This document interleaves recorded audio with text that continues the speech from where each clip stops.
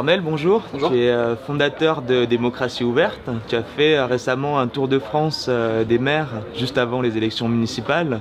Et aujourd'hui, tu portes un projet Territoire hautement citoyen. Alors j'ai une première question à te poser. J'aimerais savoir pourquoi tu es là aujourd'hui au WeShareFest et qu'est-ce que ça représente pour toi?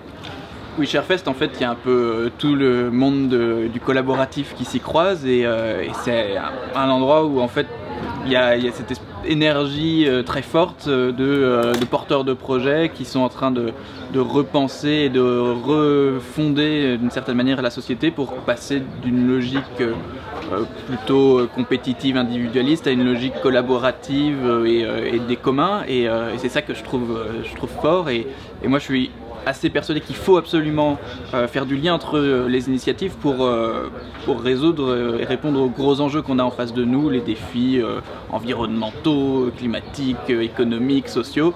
Et là, il y a plein de solutions qui s'essayent ici au WeShareFest, enfin, ou en tout cas, c'est ici qu'on peut les croiser, donc c'est pour ça que je suis là tous les ans et au rendez-vous.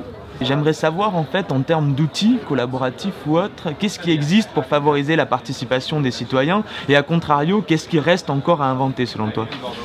Alors, je vais prendre des exemples qu'il y a dans Démocratie Ouverte. Le collectif Démocratie Ouverte, c'est beaucoup de porteurs de projets qui justement inventent des outils, essayent d'expérimenter des plateformes web collaboratives, etc. Donc, au sein de Démocratie Ouverte, on porte un projet par exemple qui s'appelle Parlement et Citoyens, qui est ce site web qui permet de co-construire les propositions de loi. Donc là, on est à l'échelle de l'Assemblée nationale et du Sénat, et c'est une plateforme pour mobiliser l'intelligence collective citoyenne au service de la construction collaborative des lois. C'est un petit exemple qui s'expérimente. Il y a un comparateur de programmes politiques qui s'appelle Vox.org et qui permet de faire de l'open data, des données ouvertes sur la question des programmes pour qu'on puisse facilement comparer les programmes. On a par exemple Questionner vos élus qui est une plateforme qui permet de créer un rapport de confiance entre élus et citoyens et pour poser des questions. Il y a une myriade d'outils comme ça qui se développent, qui sont finalement des micro-bouts de solutions, mais mis bout à bout, ça permet de penser la politique différemment et de penser la démocratie différemment.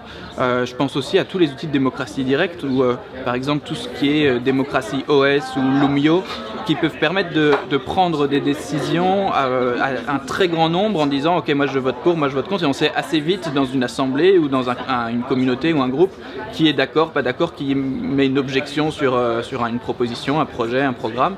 Et donc il y a des députés qui se mettent à dire eh ben moi je vais suivre ce que mes électeurs me disent de voter par exemple et j'utilise démocratie OS pour ça. Ça c'est des nouvelles formes de démocratie plus directes, plus liquides, plus ouvertes qui s'expérimentent grâce à ces outils numériques.